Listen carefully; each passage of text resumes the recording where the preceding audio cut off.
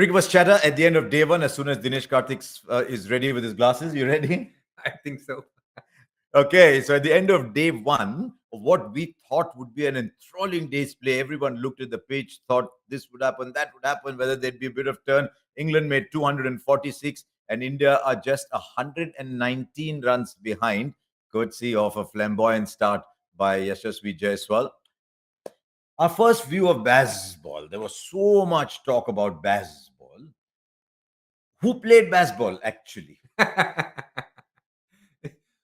Look, I think Ben Duckett and Zach Crawley Yes. stood very true to what they believed in, which is playing shots, not leaving too many balls outside off stump. At the turn of the eighth over, Jadeja was brought in and Ashwin brought in. I think the complexion of the game completely changed post that. We saw Ben Duckett taking the spinners on a little bit with the lap and the normal sweep. But you had a theory on why he got leg before. Yes, I did. So Ben Duckett was when somebody flights a ball, Harsha, the immediate instinct is to go on the front foot. But good players of spin end up playing that ball on the back foot. If you did notice, Ben Stokes at the start of his inning played a lot more of the back foot. And when it is flatter, people tend to go a lot more on the back foot. But India, if it's flatter and fuller, it's better to go on the front foot. So that's something that Ben Duckett needs to learn. And this one was a typical Ashwin three-card trick that he uses every time to get a left-hander. One that turns and goes away, one that turns and goes away. Same spot just comes back in straight. You get LBW.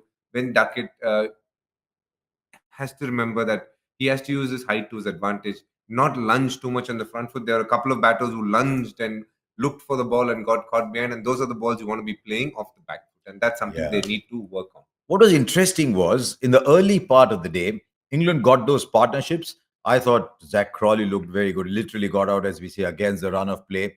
Good catch by Siraj. Over the years, we've often talked about Siraj's fielding. Today, we will talk about his fielding in a positive light. Good catch by Siraj, coming after a slightly indifferent bowling spell from him, but that can happen to anybody. Thereafter, he was just one of 11 people in the outfield, which can happen when you play in India. The moment the spinners came on, the game started to change. Two, three things about the spinners. Ashwin said at the end of the day's play, there was a little moisture early on, and then the track started to slow down as he went along. That's what he thought. Now, of the three spinners, who impressed you the most today? Great question. Of the three spinners, wow, it's hard.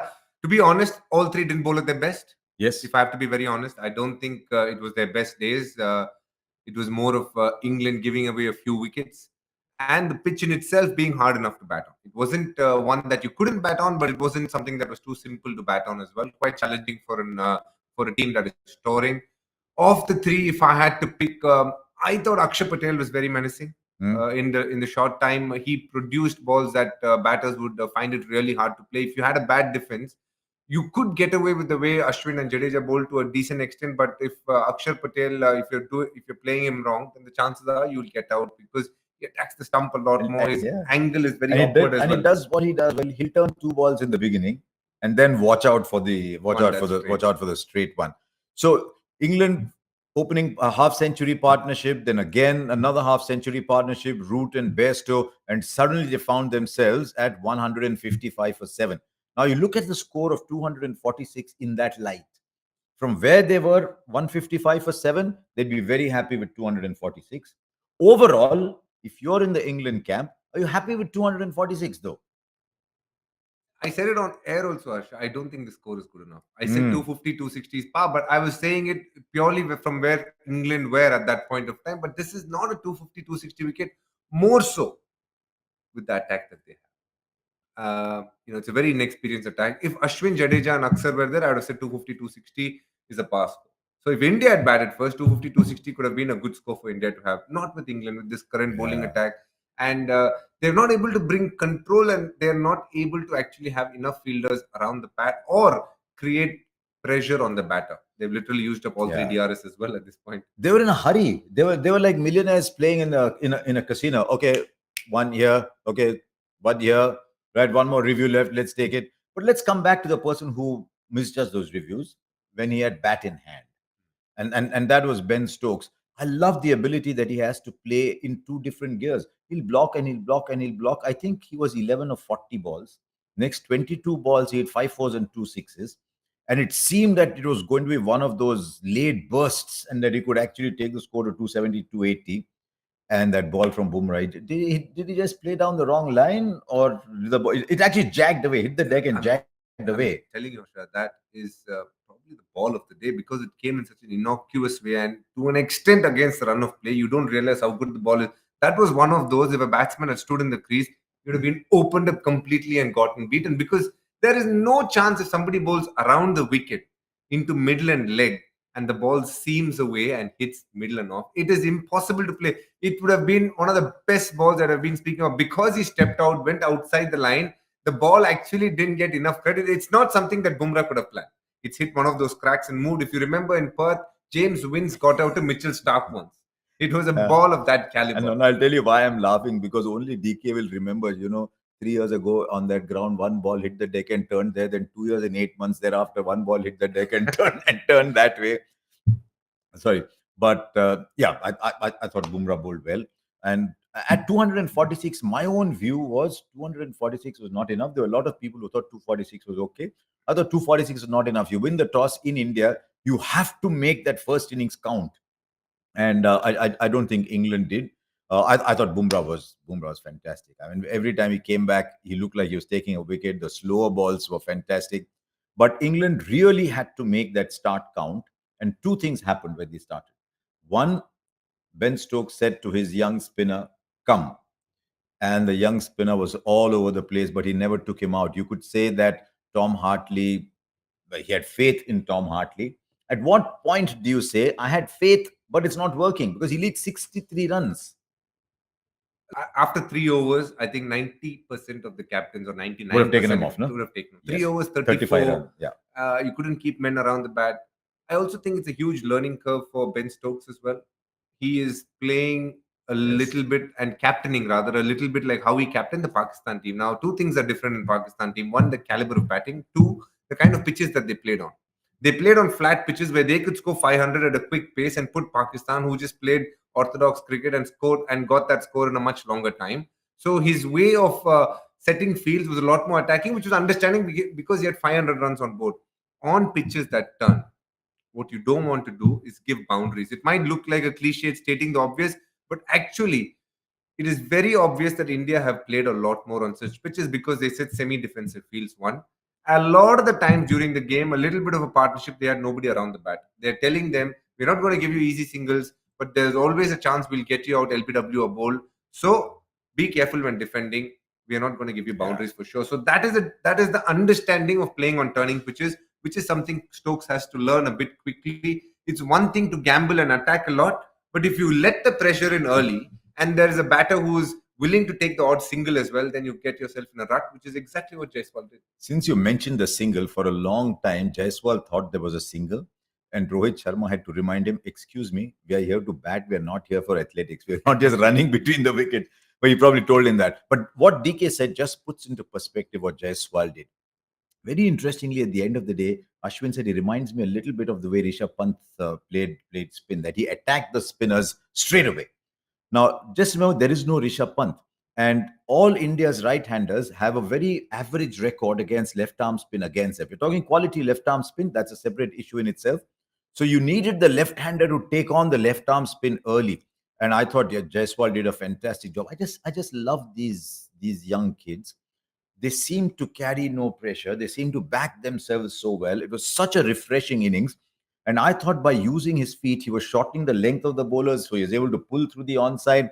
And he ran into one other youngster who I thought was a bundle of nerves. If we talked about Tom Hartley, but how good was Jaiswal? Tell me, you've seen Jaiswal closely. I just like his attitude, man. He's just so what if I get out? I'm going to go for it.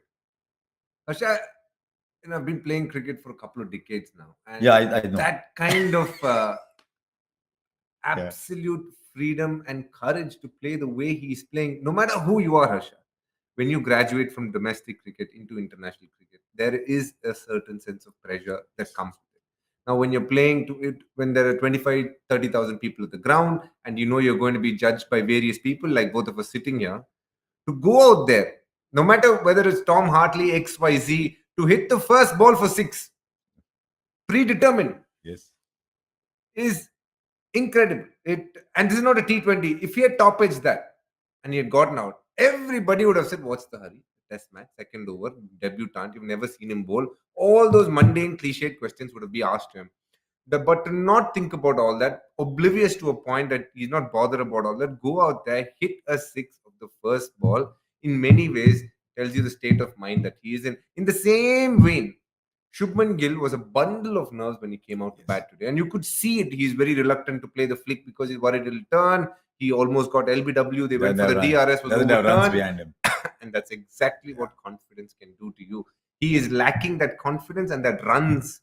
It's not that in caliber he's any less to Yashashvi, just that he's lacking that runs in Test cricket.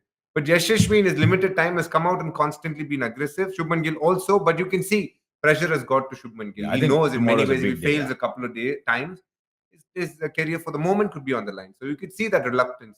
What Yashashvi is doing is something that we need to just observe, enjoy, and it's going to come with the new age cricketer. I just fear bowling attacks when both Punt and Yashashvi get together. You don't want to be a left arm spinner at that point of time. No. But what he is doing is really special and one that can be really admired. What I also liked was how he was getting behind the line when Mark Wood bowled. Mark Wood bowled 2 overs, then he was done. He was done a Siraj.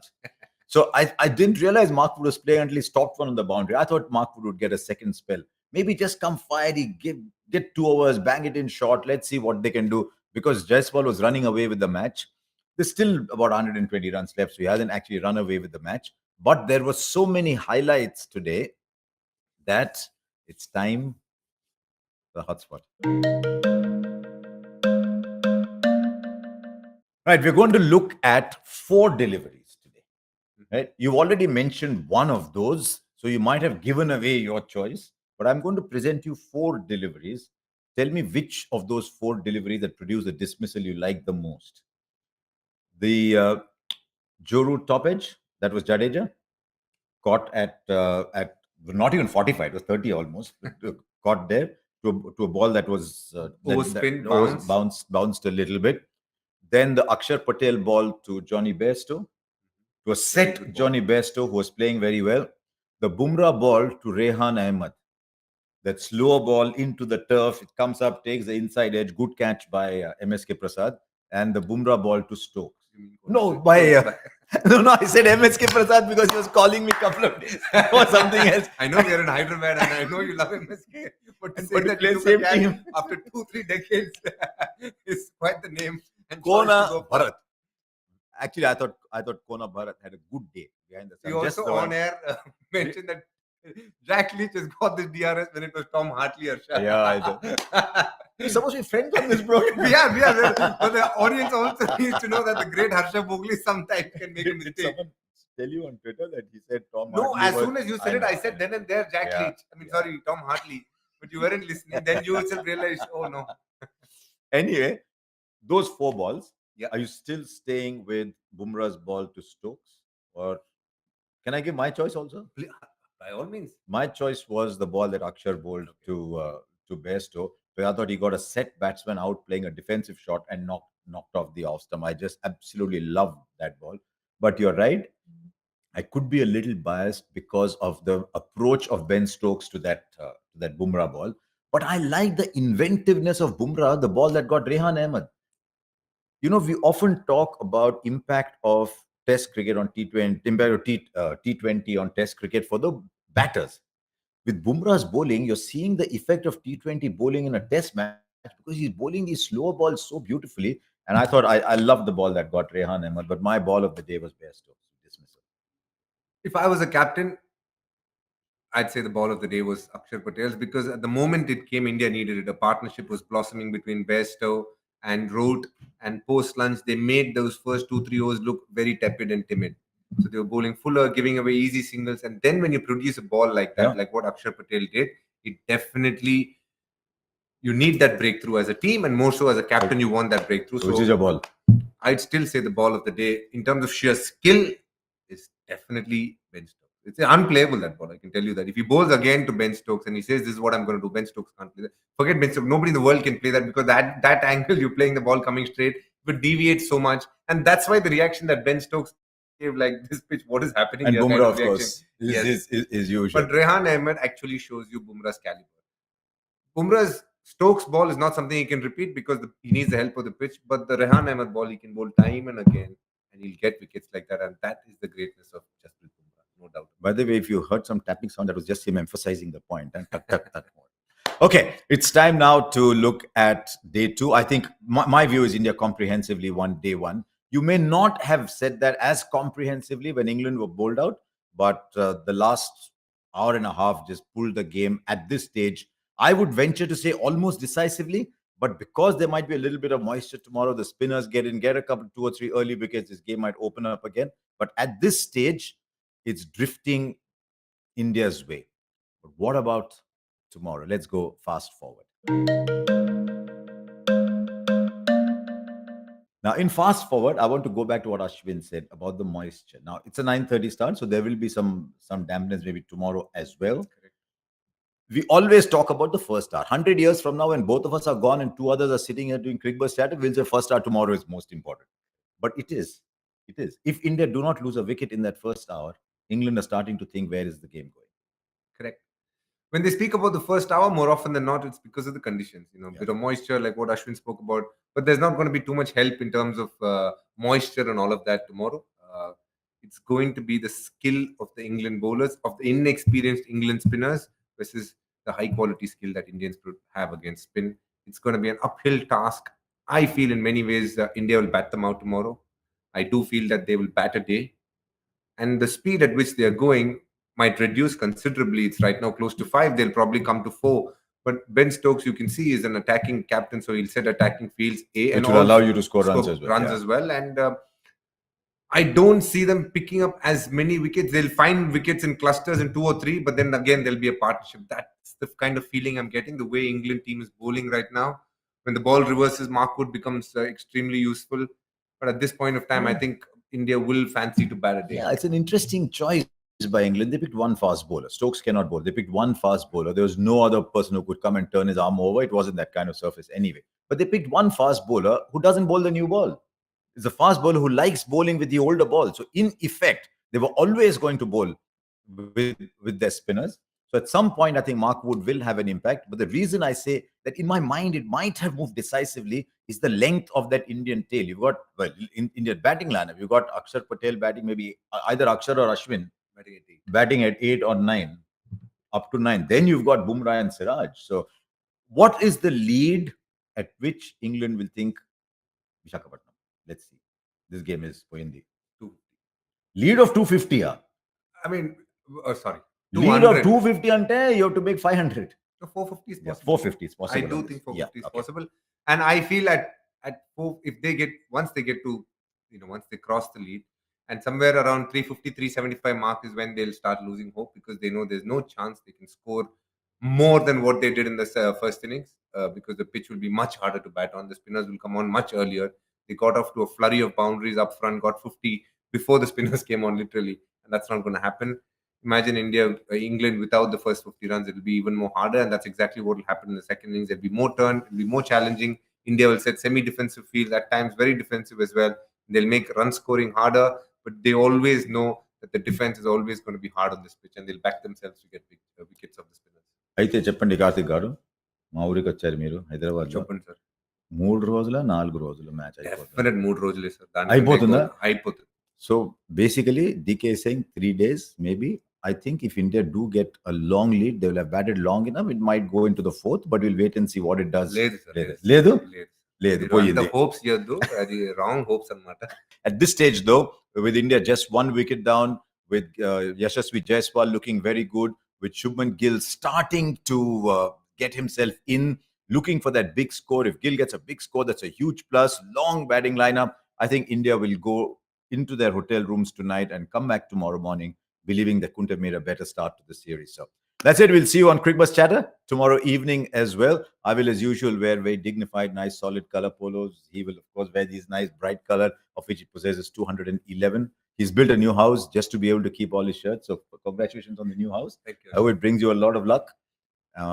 So there you are. Thank you very much for joining us. We'll see you tomorrow evening.